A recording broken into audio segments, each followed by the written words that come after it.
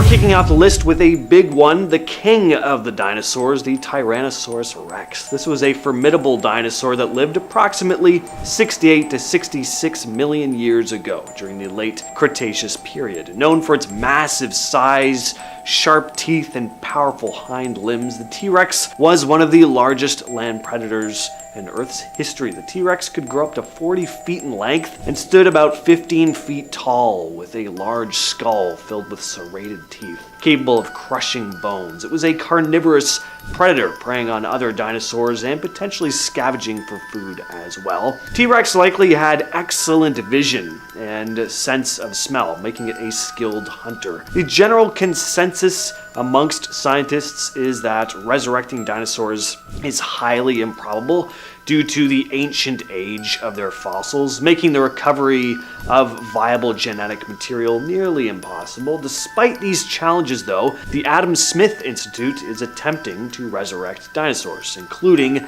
the T-Rex, by backbreeding flightless birds. Modern birds are considered descendants of dinosaurs, and the Institute aims to isolate their DNA and incorporate gene technology to recreate dinosaur traits. The Institute's vision goes beyond just resurrecting the T-Rex. They plan to extend this technology to revive more dinosaur species, expanding the controversial boundaries of de-extinction efforts. Number 9, the Velociraptor. Velociraptors were about 6 feet long, standing around 2 feet tall. They had a slender body, sharp claws on their hands, and of course that distinctive sickle-shaped claw on each foot. They were incredibly predatory. I'm going to start off with a quote by Madsen Peary, the president of the aforementioned Adam Smith Institute. Several species of dinosaur will be recreated, making their appearance on Earth for the first time in 66 million years. It will not be done a la Jurassic Park, with their DNA extracted from blood-sucking insects preserved in amber. It was always highly dubious that enough of the DNA molecule would survive in this way. Instead, dinosaurs will be recreated by backbreeding from flightless birds. Birds are modern-day dinosaurs, but they no longer look like dinosaurs. Deep within their DNA, however, will be information relating to the time when they did.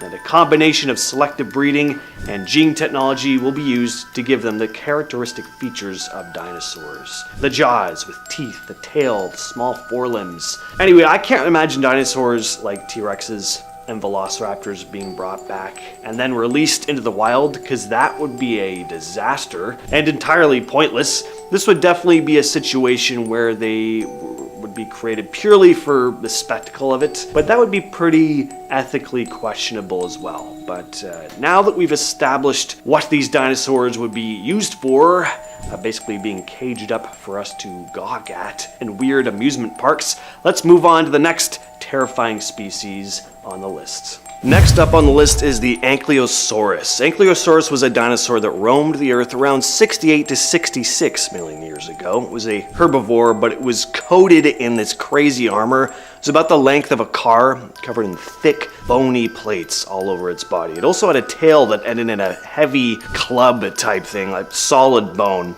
Very powerful weapon. If a predator like Tyrannosaurus rex came too close, Ankylosaurus could swing its tail, delivering a bone-crushing blow. These were like tanks of their time. It wasn't the kind of dinosaur you'd want to mess with if you were another dinosaur. As for the idea of bringing them back, in theory, it's a possibility. With advancements in genetic engineering, scientists have explored the concept of de-extinction. This would mean extracting and manipulating ancient DNA, filling in the gaps with DNA from related modern species, and then finding a suitable surrogate for gestation. But again, all that DNA is really old, so it would probably mean something similar to the whole flightless bird thing, but I'm not a scientist and I don't know how the hell they're even going to go about that. But in our 7th spot today, we have the Goblin shark. Now, if you all have been a fan of this channel for a while, then you guys know that I hate this guy. Like, I'm not scared of sharks, but this guy, like, he's terrifying. He doesn't even look like a shark. He looks like a mutated shark. Like a shark that scientists tried to cross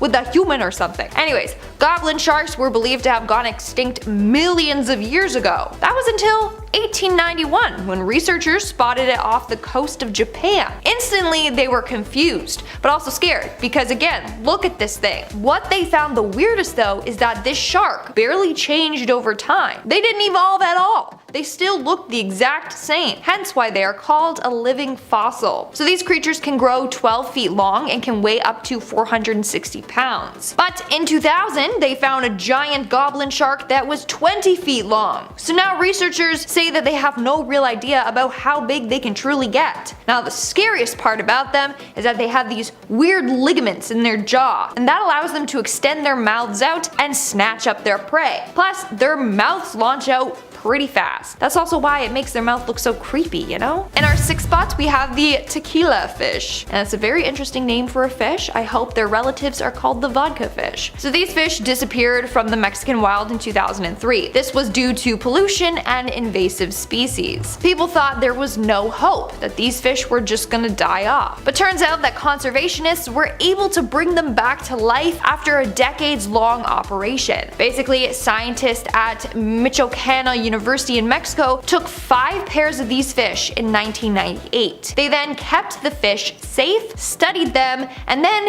they made them reproduce to develop a larger colony. After 4 years in artificial ponds, scientists were able to increase these 5 fish to 10,000. However, only 1,500 were released back into the wild. And apparently the released fish are thriving and reproducing out in the wild. We're now at our 5th and halfway mark with the coelacanth. You're not gonna believe this, but these fish were around when dinosaurs roamed the earth. In fact, they were believed to have gone extinct alongside the dinosaurs. Then, millions of years later, they were rediscovered. In the 19th century, scientists discovered a fossil of this fish. This fossil was over 410 million years old. They thought they went extinct around 66 million years ago. So it shocked scientists quite a bit when in 1938 they rediscovered them off the coast of South Africa. They're just alive and thriving. In our 4th spot, we have the singing dog. This animal has been named the singing dog due to their distinctive howl. Sometimes they howl together to form kind of like a choir. Apparently their howls sound like a cross between a wolf's howl and a whale's song. They are also called the New Guinea Highland dogs and are closely related to the Australian dingo. Now, wildlife biologists thought that these animals went extinct sometime in the 1970s. However, in 2016, they were rediscovered in a remote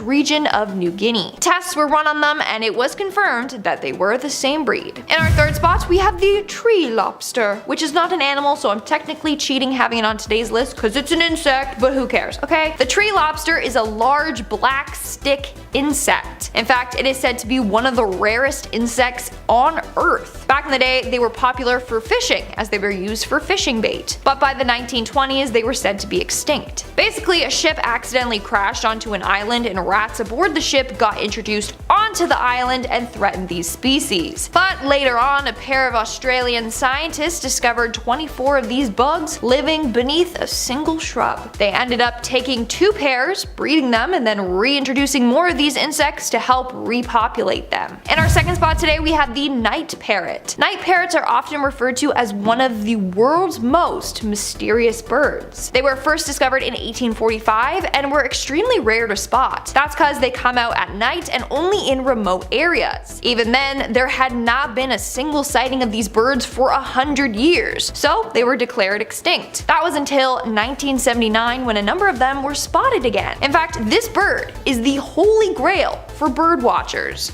Some spend decades hoping to get a glimpse of this bird up close. And in our number 1 spot today, we had the Kashmir musk deer. But I like to call them the vampire deer because they have vampire fangs. So these deer are native to Afghanistan, India, Pakistan, and western Nepal. It was believed that they went extinct in 1948 until they were rediscovered in 2009. However, they are badly endangered. It's said that there are less than 5,000 musk deer throughout the world. The main reason being is because they are a very popular target for hunters. Hunters like to kill them for their musk glands, which are often used in perfumes. They are said to be a rare aphrodisiac and can sell for around $45,000 per kilogram. Now, it is illegal to hunt for them, but that still doesn't stop people. Starting off this list in our number 10 spot, we have the woolly mammoth. We would certainly be missing a very important animal on this list if we didn't include the woolly mammoth. mammoth. These guys were of course a species of mammoth, and in fact, they were one of the last in line of mammoth species. Because of the fact that in both Alaska and Siberia there were frozen carcasses discovered, they're actually one of the most well-studied extinct creatures. Exactly why or how they were driven to extinction is widely debated, and another thing people like to debate is whether or not we should try and bring them back.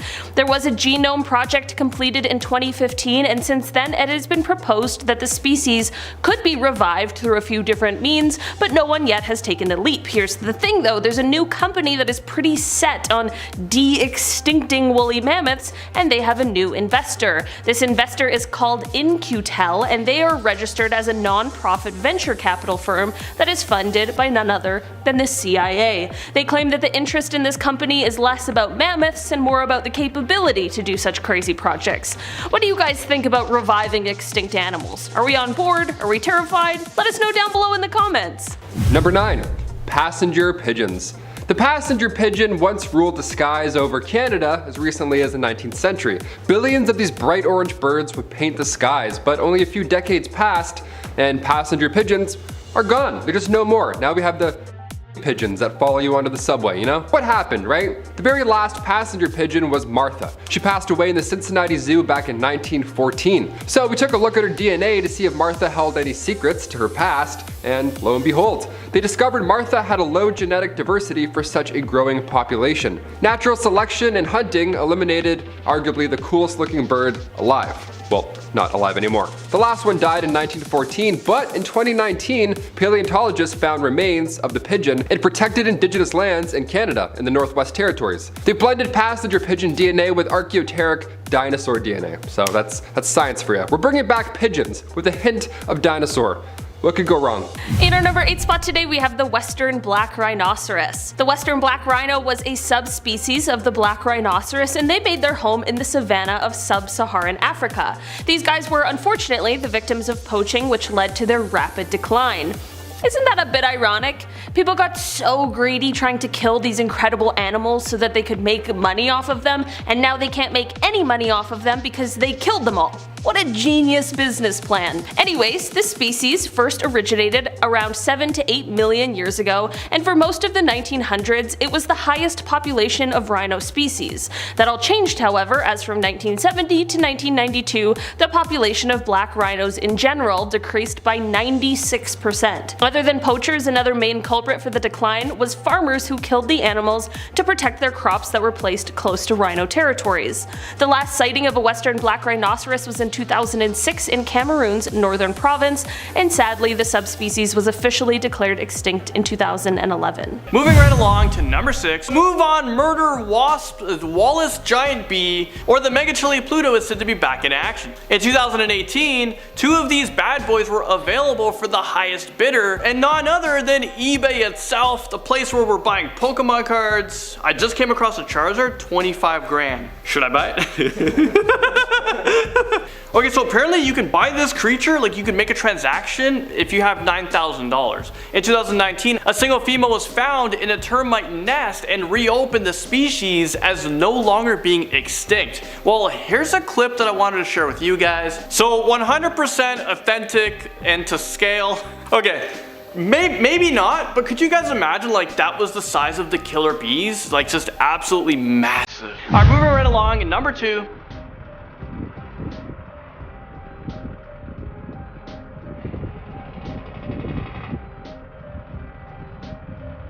So many of you guys think that Bigfoot is an urban legend. Well, I know that it's real. Okay, I never saw it, but like I've seen stuff like on TV and I think it's facts. Well, this creature that is like some kind of like half man, half ape that lives a lonely life in the wilderness, well, that video was from 2020 in Utah. It's pretty far away, so it's hard to tell, but I can tell. That's Bigfoot, confirmed.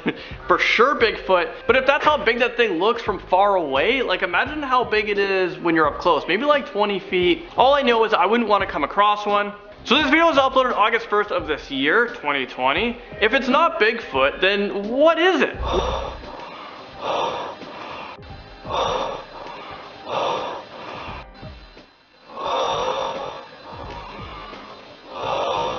Let me know know in the comment section below, what the heck creature did we just watch? And finally, in at number 1,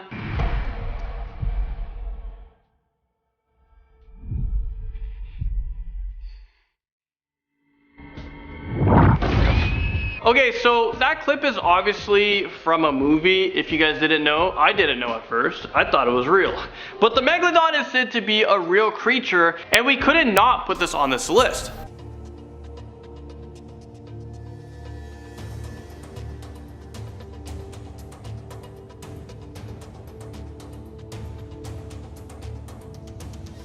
This is a real and verified clip of what was thought to be a Megalodon underwater filmed in Japan. There are reports that the Megalodon was found a couple years ago in Mariana's Trench, hence the movie, hence the inspiration for the movie. Well, it was found in the Mariana Trench a couple years ago, and there was all the fuss around this creature from some of the well-known sources like Shark Week and obviously Hollywood movies that hyped this creature up. Considering 95% of the ocean has not yet been discovered by humans, it could be very possible that this thing is real in 2020, and there's probably so many other creatures we have no idea about. And we're kicking off the list with aurochs. In the ancient days, there was a huge cattle species called the aurochs. They roamed around Eurasia to North Africa, but as humans came into the picture, they started disappearing. By Roman times, only the European aurochs were left, and they eventually bit the dust in 1627, gone forever. Then came the 1930s, and a couple of folks named Heinz and Lutz Heck thought they could play Mother Nature and possibly bring the aurochs back. They ended up getting something close-ish called Heck cattle. Jump to today though, there are a few groups, the Tauros program, the Taurus project, and the Urus project, all trying to revive the aurochs. The first two are using selective breeding, but the Urus project, on the other hand, is going high-tech, using gene editing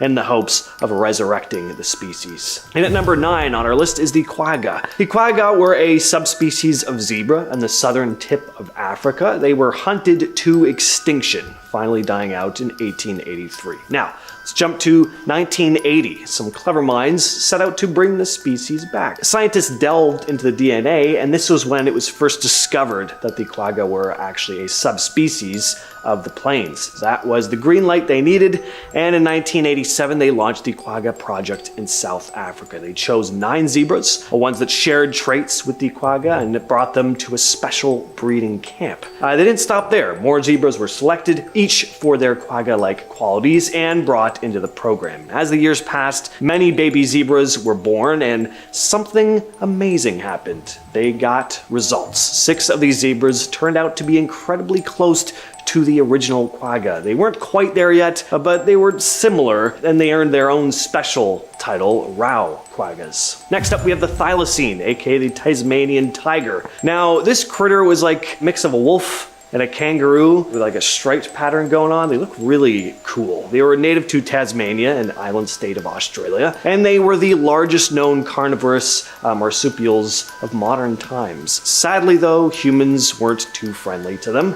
and they went extinct in the 20th century. Fast forward to 2017, and scientists were trying to make up for humanity's mistakes. They managed to pull off something pretty amazing. They decoded the full nuclear genome of the thylacine. Andrew J. Pask from the University of Melbourne said the next move would be to create a fully functioning thylacine genome. It's going to take some serious time and research, but scientists are saying they might be able to pull it off and bring the thylacine back from the dead by 2027. It really helps with the species that they were around not too long ago. I think the last one died in like, I don't know, 1930 something, if I'm correct. Number 7, great auk. Once thriving in colonies off North Atlantic coasts, the great auk would grow up to 30 inches long, and its tiny little wings would only be used to swim, so don't get too excited. These little balls of fluff did not fly in the skies. Their wings were really tiny. They were like 13 centimeters long, just little...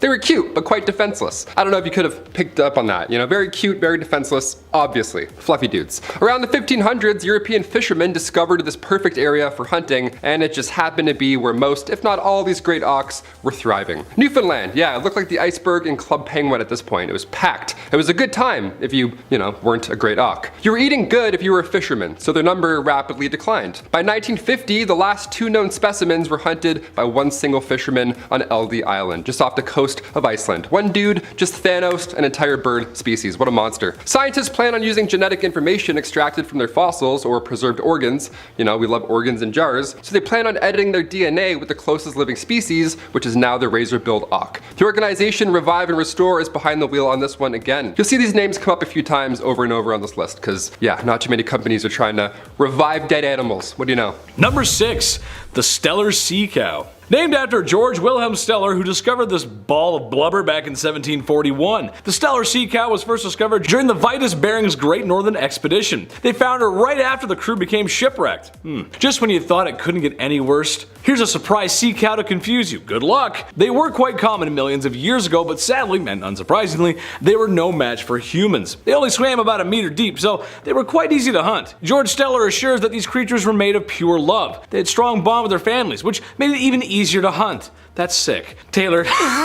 That's Taylor. Wow, that's really sad. What's also sad is my pronunciation of gestation, considering they had a 1-year gestation period. The species just couldn't reproduce fast enough to keep up with the hunting. But scientists were able to sequence their genome, which means we could see these creatures again one day. The answer may lie in the DNA of a dugong. Is that a Pokemon? That's a Pokemon, isn't it? That's a Pokemon.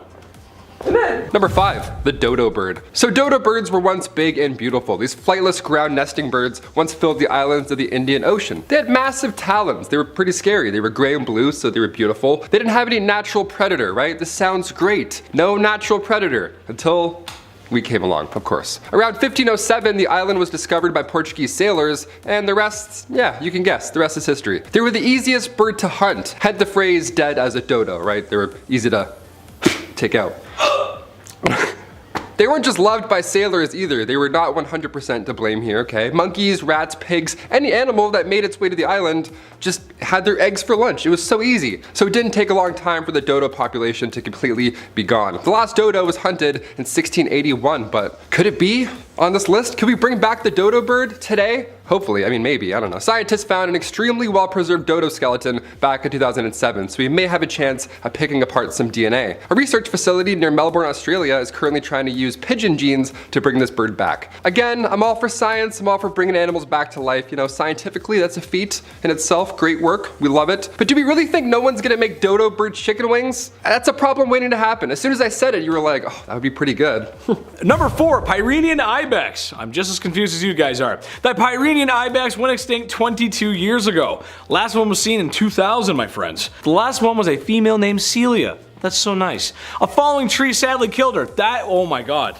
That's horrible. A subspecies of the Spanish ibex were once native to the Pyrenees Mountains on the border of Spain and France. Back in the Dark Ages, medieval times, their population was reduced drastically to an endangered level. They would roam the land, but knights with swords and bows and armies to feed, you know, you can kind of guess what happened there. Disease being spread by humans at this point also played an important role in their demise. Humans could barely keep up, let alone animals. The Pyrenean ibex was successfully cloned and brought back from extinction for a whopping 7 minutes. DNA from the last living lady was implanted into the womb of a domestic goat. Science is wild, dude. That's so crazy. Lung complications are why the clone didn't last longer than 7 minutes, but listen to what I just said. They made a clone for 7 minutes.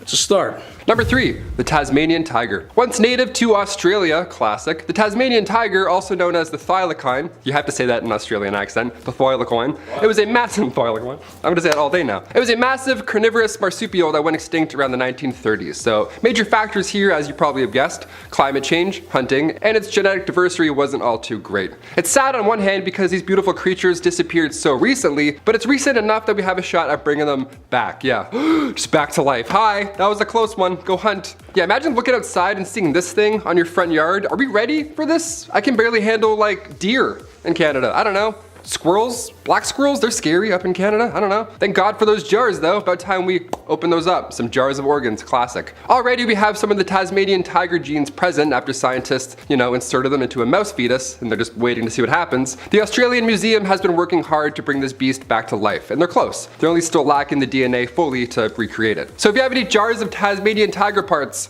comment down below, hit that thumbs up, let us know. We'll bring them back. Number 2, the gastric-brooding frog. That just sounds like it needs to be shot. I'm a big fan of frogs. I mean, I don't mind them. You know, they're green and stuff and they're slimy, I guess. They're pretty cool. You know, except for when they hatch babies out of their backs. Taylor showed me a video of that earlier and I almost threw up. There's a joke there somewhere, but I don't know. That's just gross, dude. Why would you show me that, Taylor? Frogs are wild, but back in the day, they were quite dangerous to be around. The gastric-brooding frogs, for one, are so alien. These frogs would swallow its egg and hatch them from their mouth. No. So if you saw this in the wild, you would know. You might just see one soon. Maybe your kids will see one in the wild. Now, they went extinct back in 1983, but scientists have figured out a way to implant dead cells into a fresh egg from an entirely different frog species. Let's just hope these new ones aren't born out of their back and we're golden. I don't have to think about that. Oh God. Oh. And finally, number 1, the Megatherium. Mega. Big last, number 1, mega number 1. That's actually not that big. We talked about bringing back the woolly mammoth, so what other Ice Age cast member can we see in live action in the future? Let's see. Perhaps the Megatherium, aka the giant ground sloth. Yeah, they're kind of cute. They're scary, but they're pretty cute. They're slow and cute. Sloths used to be a lot bigger than we think. We often laugh at them for being so slow. The movie Ice Age sure didn't help their case as the dodo birds. Of course, the giant ground sloth is closely related to our modern three-toed sloth, but luckily for us, today's sloths aren't the same size as an elephant. Yeah, because that would be a horror film, wouldn't it? If a giant elephant-sized sloth started to slowly climb a tree outside of my house, I'd be sick. I wouldn't wake up. I'd be like, that's it. I had a heart attack. That's the scariest thing I've ever seen. We may be able to bring this one back, although they died off 8,000 years ago. It's still possible. Anything's possible with science and a little hope and fear. DNA samples were extracted from their hair remains, so the next step is to develop a fetus in an artificial womb. That's the hard part, so keep in tune for that. Keep in tune for that. That's the thing we like to say here. Keep in tune, guys. Keep in tune for part 2.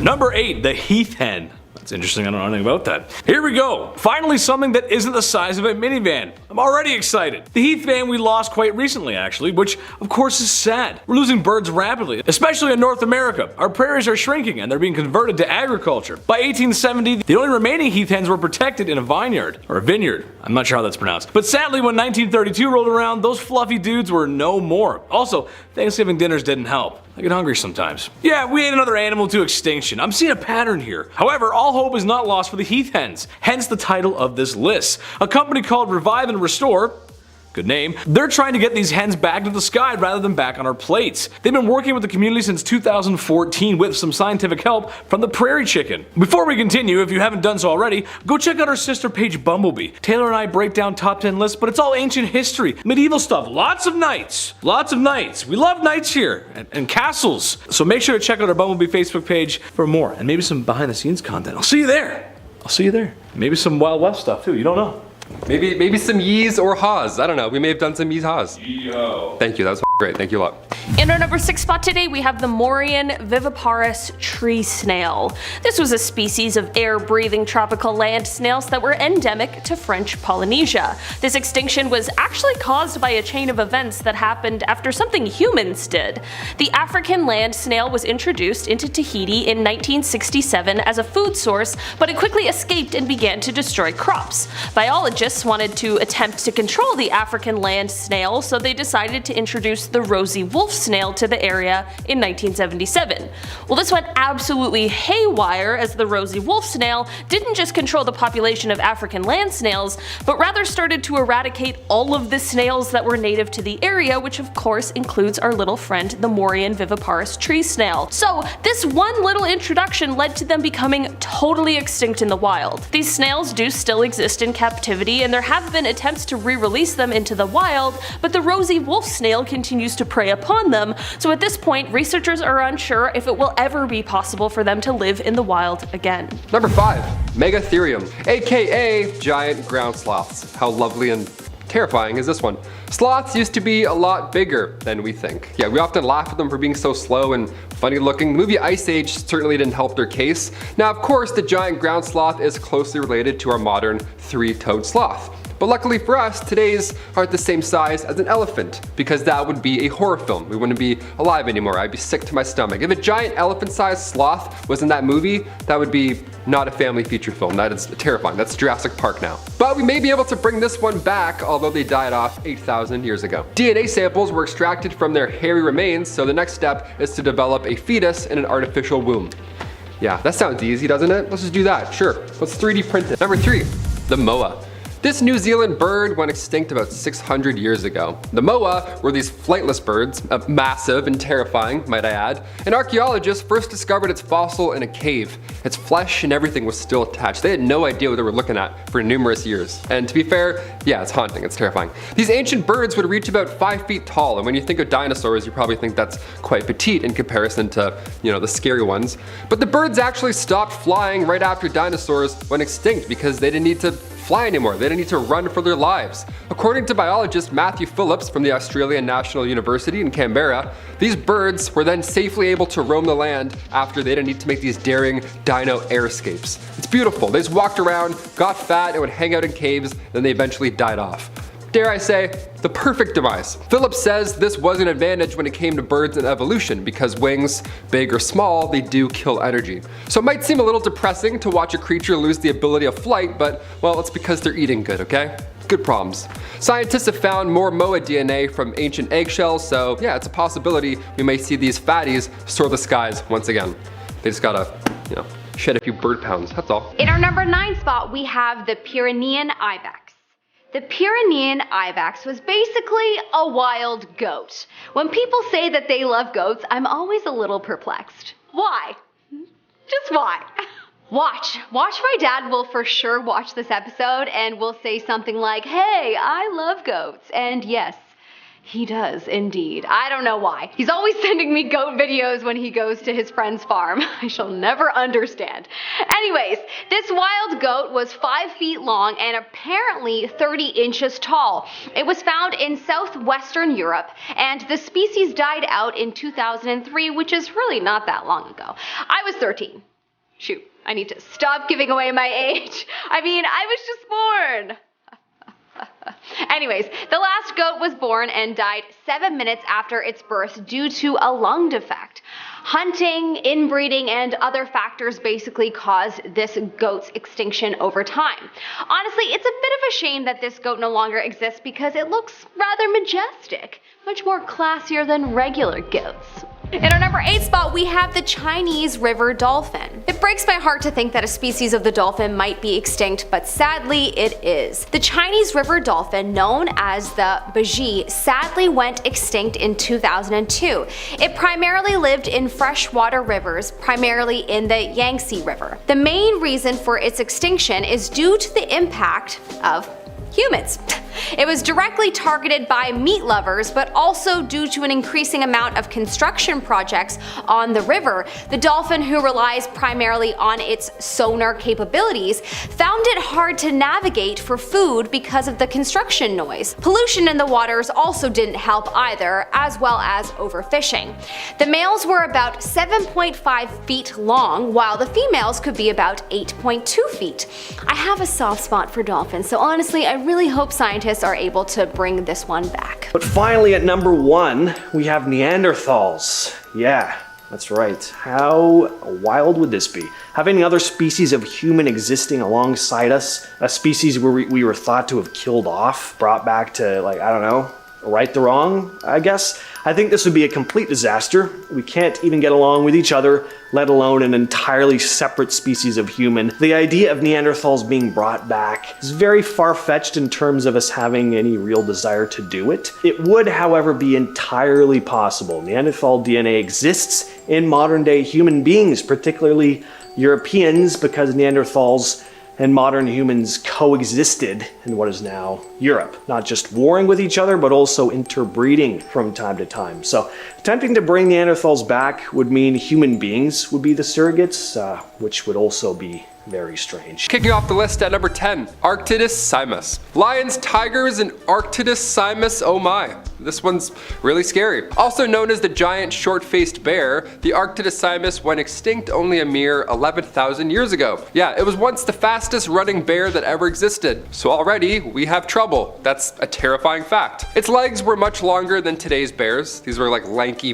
fast bears. If the giant short-faced bear stood up on its hind legs, it would be around 13 feet tall. This thing was a beast. Today's bears also have different shaped toes. Today they have pigeon toes, more or less, but back then these guys had straight, forward-facing feet. So they were athletes, pretty much. Giant athletes with quick feet. Paleobiologists conclude that short-faced bears ate Only meat. And given the fact that it was 11,000 years ago, I feel very badly for humans that found it. Well, with its powerful nose, realistically it would have found them. Yeah, the giant short-faced bear, I'm gonna say its full name every time. Also, I'm not just gonna say this bear, I'm gonna say the giant short-faced bear every time. The giant short-faced bear needed around 35 pounds of meat every day to survive. That's a lot of food. That's a lot of porridge. Yeah, I hope my porridge isn't too hot. Please God, don't let him burn his bare lips on my porridge. He's gonna eat me. These things are scary, honestly. Like, there are always like scary photos, like drawings of it too. Well, obviously there's no photos. Number 9, Spinosaurus. Yes, another Jurassic Park star, and rightfully so. Look at this thing. The largest carnivorous dinosaur of all time. Even bigger than a T-Rex. Can you imagine that? 93 million years ago, they stopped terrorizing the lands of what is now Egypt and Morocco. And if you didn't already guess, its name translates to spine lizard, hence the spine stuff. And that spine was quite long. It was its main feature, you know? The Spinosaurus would measure up to 60 feet long, and aside for its back, one of the most notable features is its 6-foot long head. It's got a massive head, man.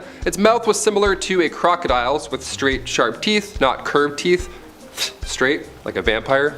These straight teeth could stab right through anything, any fish, just a big skewer for a tooth, no problem. Paleontologists from the University of Pennsylvania believe that this guy used to swim as well.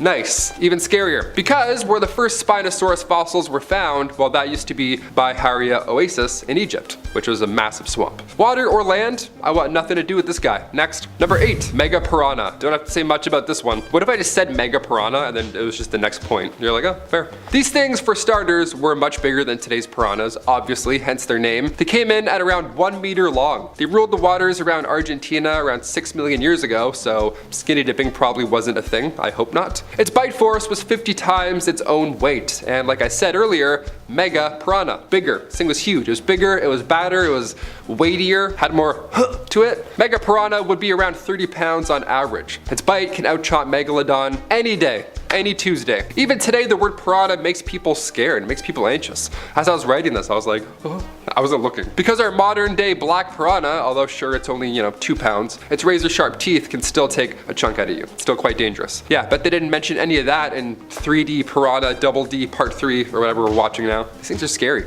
In our number 4 spot, we have the saber-toothed tiger. Okay, if scientists brought back this species, this would be insane. But do we really need another predatory species that want humans to die? We already have to deal with, lions, tigers, and the reptiles in our government, so I think I speak for all of us when I say this isn't necessary. But would be cool to witness. The saber-toothed tiger has been a wonder to many for so long. They are famously known for their long, curved canine teeth. It can weigh anywhere between 485 pounds to 961 pounds.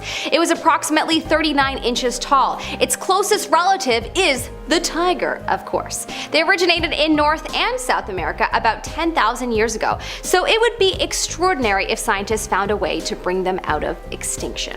In our number 3 spot, we have the Glyptodont. The Glyptodont is a larger subfamily of the armadillo. They were around from approximately 34 million years ago in South America, and when the continents became connected, they spread to North America. They were about 12 feet long and 1.5 feet high. They had fluted teeth, and they were covered in a thick, bony carapace. They went extinct approximately 7,000 to 8,000 years ago. It's so interesting how much bigger animals were thousands of years ago, and now all of these big animals have much smaller subfamilies that are alive today. I mean, obviously that's better for us humans, as the less threats we have physically, the better, but still interesting to note. In our number 1 spot, we have the ground sloth. The ground sloth is from South Africa and went extinct approximately 11,000 years ago, and some of the species of ground sloths have been extinct longer. The Megatherium, for example, has been extinct for 12,000 years, and this one in particular looks more like a bear than a sloth.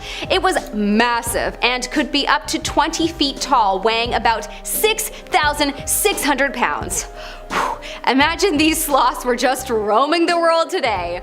There are already enough scary bears in the world. I feel like, we're good without this one. But still, this would be an unbelievable breakthrough if we could bring back these creatures. Although I am sure that they wouldn't be as friendly as Sid from Ice Age. That short, cute little guy wouldn't hurt a fly. His lisp is literally the cutest thing in the world.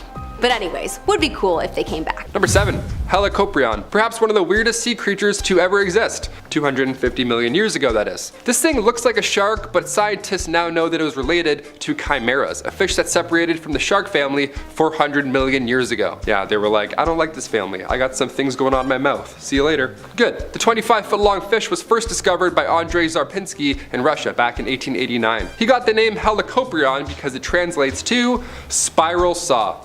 Yeah. In their mouth. Horrible. This guy found teeth fossilized in a spiral formation. What a find. He must have been scratching his head for months. Paleontologists all agreed today that this was not part of a fin. It wasn't a wacky spinal cord. This guy wasn't, all goofed up. But rather, it was its teeth. It was teeth coiled up, attached to the lower jaw of the fish, and its grasp was the same power roughly to that of a crocodile. Yeah, that's the worst thing I could imagine. So new teeth would form, and in turn these spirals would get longer and curlier. Adult fish would have 4 full rotations in their mouths. Rotations of teeth, that's horrible. 4 rows of teeth. Can you imagine? I thought wisdom teeth sucked. Ugh. Number 6. Liopleurodon, translating to smooth-sided teeth. Nice, sounds a little fun, dare I say. The Liopleurodon was anything but a smooth sailor. It was a massive marine reptile from the Mesozoic era, first discovered in the 1800s. It was excavated in France back in 1873. All they got was 3 teeth, and that was enough. But when it was featured in 1999's Walking with Dinosaurs, the BBC series, it was shown as this massive 80-foot long pliosaur. But they were basing that size off of its skull, which we now know is just much larger than the rest of its body. We got too excited. The thing's literally a bobblehead of a dinosaur, and we're like, yeah, it was bigger, maybe, I don't know. Pliosaurs were the apex predators in Europe. 160 million years ago, most of it was covered in shallow water, so this guy would use its 4 flipper feet to stalk its prey. And researchers believe its snout was a key asset in hunting. He would just sniff for you. They didn't have any gills, so they did need to come up for air every now and then. Again, imagine this big head just appearing out of nowhere and just sniffing you, going back in. That's Loch Ness Monster for sure. Number 4, Elasmosaurus. First discovered in 1868, a military doctor in Kansas found this creature's fossil, passed it along to American paleontologist Edward Cope, who named the plesiosaur. Its neck contained 71 vertebrae. I think I have like 56. I'm pretty close. Not as long, but definitely in the same family, for sure, as this guy. It was super long, which came in handy during those deep dinner dives. When I say long, the Elasmosaurus was around 50 feet in length, so it didn't need to go that close to the surface to get air. He just kind of leaned back and he was good. There's people out there that believe the Loch Ness Monster is just one of these things still swimming around. Honestly, as far as things go, that's probably the best guess. It's probably some sort of version of that, if it exists. Its teeth were sharp enough to eat anything that could fit into its mouth. And just 2 years ago, scientists have unearthed the largest known Elasmosaurus. This thing has been sitting there since the Cretaceous period waiting for us. And I'll be honest, I sure hope we don't find any more, because one water dragon is enough for me. I believe. Great. Stop. Number 3, direwolves. We'll go a little nicer before we get to our last haunting too. If you're from South Westeros, this one might hit close to home. Around 10,000 years ago, pretty recently, direwolves were still a thing. They're pretty common. And if you watch Game of Thrones, you're probably nodding your head right now. It's pretty fun, right? You're getting hyped, or you're getting tissues, either way, spoilers. Canis dirus, aka direwolves, these beasts were a lot bigger than our average gray wolf. It wasn't like a mega wolf with 3 heads or anything, but it still did weigh a lot more. It was eating good as well. Their jaws were much stronger back in the day, so they could chomp their way through pretty much anyone and anything. Believe it or not, direwolves would actually hunt down and eat horses. Yeah, after studying their teeth, that was their go-to snack. But they were always easy to catch, I guess. If you're a wolf, they're no problem. Fast versus fast, I would hate to see that. That'd be so scary. Currently, if you're in the market for seeing 400 direwolf skulls yourself, weird, but here you go. You gotta head to the Page Museum in Southern California. They found hundreds of thousands of skulls in tar pits. So, if you don't believe in these things, here you go, history. To thousands of skulls, ought to change your mind. Starting off this countdown, we have the extinct bat. In 2019, the Hill's horseshoe bat species were spotted for the first time in 40 years. The bats are home to a Rwandan rainforest. Scientists figured that they were endangered and had gone extinct already, since they hadn't seen them in years. That was until 2019 when scientists were on a 10-day expedition, and they came across these little guys. But when they first captured the bat, they didn't know how great their discovery was going to be. One scientist scientists said, and I quote, "We knew immediately that the bat we had captured was unusual and remarkable. The facial features were exaggerated to the point of being comical." It took them 3 years to then identify what species this bat belonged to. Once they did, that's when they realized that this bat was brought back to life. In our 9th spot, we have Catagonus wagneri. Back in the day, this animal was discovered from early fossil records. They were thought to be extinct and people only knew about them because of the fossils. That was until 1974. That's when a biology professor from University of Connecticut rediscovered them while on a research expedition. In fact, the species was well known to the native people there. However, they are badly endangered. A huge population of them live in a 2,400-acre area in Gran Chaco. They hide out in the bushy, thorny areas so that they're safe from predators and local hunters. Sadly, only approximately 3,000 remain in the world. At number 7, we have Gigantopithecus, also known as Big Monkey Man among scientists. This thing is basically Bigfoot. It's related to orangutans, so picture a ginger Bigfoot that is 3 meters tall and has a right hook that can cave your head in. These dudes were insanely strong. They had the relative strength to chimps, meaning you know how strong a chimp is for how small it is. Well, imagine a chimp that was 9 feet tall and weighed 1,200 pounds and had the strength to match. It could probably bench press 2 Honda Civics and the entire unmarked VHS collection in R. Kelly's house. That's a lot of weight. Yo, killing me with this! It's unknown what made this guy disappear, but a lot of people think it's because they started getting hunted by humans. We might have been hunting them for food, or it might have been just foresight on the side of our ancestors. If we let these guys evolve alongside with us, they would be dominating all the sports right now. At number 6, we have Gorgonops. So I'm just learning this now, but they were terrifying creatures even before the dinosaurs. I'm not surprised I didn't know this, I'm not a very bright person. The only things I really know about are video games and how to make very nice pancakes. Those are my only 2 skills. Beyond that, I'm useless. But this thing was king of the world way before the dinos were even a thing. Gorgonops holds the title for having one of the best names of all time and being one of the most dominant apex predators ever. It was kicking around 260 million years ago. It kinda looks like a cross between a bear and a lion and a crocodile, and it had massive teeth that it would use to destroy all its prey. Nothing stood a chance against Gorgonops. Y'all afraid of sharks? Well, you're gonna love this next one. At number 4, we have Pulmonoscorpius. Okay, this one by far is one of the grossest ones we've had on the list so far. This thing is a scorpion, except it was 3 feet long. Ugh. Yeah, no thanks, dude. It's disgusting. And it has all the regular things that scorpions have. Big ass claws, 8 gross legs, a bunch of nasty eyes, a tail that's full of venom that can kill you in a very painful fashion. Yeah, this one's a big no thank you for me. It would take a lot more than a can of Raid to kill one of these things. Could you imagine one of these things working its way into your home? I wouldn't know if I'm supposed to kill it or adopt it. It's basically like a super gross dog. I feel like everyone watching this video is like, oh, those things would have been gross. And everyone in Australia is like, oh, gimbal gambles? We have those things every winter. At number 3, we have the Titanoboa, a big old snaky thing that's basically a giant boa constrictor, like massive, like 60 feet long, could swallow a car whole, and this thing still operates like a regular boa. It would crush its prey to death. What's the PSI on this thing, dude? It would have been crazy. It probably has enough grip strength to turn a piece of coal into a diamond and then crush that diamond into dust. It was super jacked. Like a giant flexible bicep waiting to squish things into a nice bite-sized package. This guy weighed around 2,000 pounds, bro. 2,000. If you're afraid of snakes, you probably already turned this video off, but you could imagine getting crushed by this thing. You wouldn't stand a chance. Your head would fly off like when you put Mentos in a Diet Coke.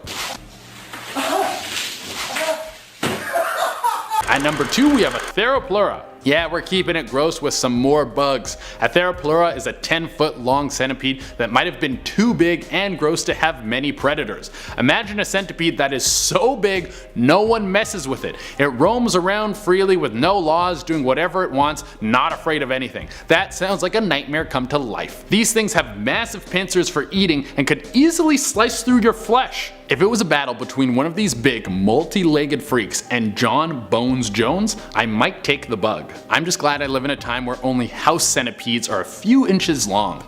If I came home to one of these things, I would probably have to put it on the lease. In at number 10. Whoa, that guy's fast. What is that? His nose is like so long. Is this real? I don't even know what that is. I don't even know how to research this little guy. Okay, well, apparently that was the elephant's shrew, last known to be seen over 50 years ago, but it was rediscovered in August of 2020. These mighty little mouse-like creatures are thriving in Africa. Pretty cool something so small was able to evade a full extinction. So before we get into number 9, make sure you guys hit the like button on this video because it really helps us out. Alright, let's see what we have in at number 9. The tarsier is named... Whoa! Hello there, freaky. The tarsier is named after its long, impressive bone in its ankle, you perv. Okay, whoa, what is this little thing? So the animals on this list are pretty tiny. This one is no different. The pygmy taser of the taser family of the world's smallest primates hails from the depths of Indonesia. The taser still lives, but its pygmy's cousin is said to have been extinct, until a man accidentally captured and killed one in a mousetrap in 2000. Since then, several pygmy tasers have been found and tagged in Indonesia, and it is believed that they no longer exist. Great big, thin, membranous ears. And those sharp teeth, more like those you'd see on a bat. Okay, wait, first of all, I thought these things were cute, but they're pretty creepy if you ask me. Apparently these guys are adept predators for being able to fit in your palm of your hand. Pretty wild, but anyone else getting like the Baby Yoda vibes from this? Perhaps it could live many centuries. Number 7, Gigantosaurus. Gigantosaurus was a massive theropod dinosaur that lived around 98 million years ago. Gigantosaurus earned its name, which means giant southern lizard, because of its formidable size and strength. In terms of sheer size, Gigantosaurus was one of the largest theropod dinosaurs, rivaling even Tyrannosaurus rex. It could reach lengths of up to 40 feet or more, making it a top predator in its ecosystem. It had these really sharp teeth, some measuring over 6 inches long, which were designed for, of course, tearing through flesh. It had incredible hunting abilities. It was an apex predator. Its large size combined with its powerful jaws and sharp teeth allowed it to take down even the largest dinosaurs of its time. In at number 6 we have iguanodons. These were actually herbivores, so not as dangerous as some of the stuff on this list, but they were still very formidable creatures, and I think it wouldn't take kindly to humans walking up to them if they were walking around nowadays for some reason. These lived during the early Cretaceous period. It was a large dinosaur, reaching lengths of up to 33 feet and weighing several tons. They're known for that unique thumb spike, which would have been pretty useful for defending against predators. They also had a toothless beak at the front of their mouth, used for cropping vegetation. It could walk on both its hind legs and front limbs. This allowed it to browse for vegetation efficiently. It likely fed on a variety of plants, ferns, conifers, and other vegetation that was abundant during the time. Iguanodons were also one of the first dinosaurs to be scientifically described. Its fossils were discovered in the early 19th century and played a big role in shaping our understanding of dinosaurs during that time. Alright, iguanodons are cool, but not quite as terrifying as a lot of what's on this list. So let's get back to the bad boys, shall we? At number 5, we have the Spinosaurus. This is the main dino from Jurassic Park 3. I always thought this was a really cool one when I was a kid. These are often called the spine lizard. It was a colossal dinosaur that existed around 112 to 93 million years ago. These spines on its back could reach up to 7 feet in height. The dino itself was around 49 to 59 feet long and weighed in at 7 to 20 tons. Spinosaurus had an elongated snout filled with conical teeth suitable for catching slippery prey like fish. At first we thought it to be primarily a land-dwelling dinosaur, but more recent findings suggested it was more adapted to a semi-aquatic or even fully aquatic lifestyle. It had large clawed limbs specifically adapted for swimming. Next we have the Gigantoraptor. These things really creep me out. Imagine a turkey,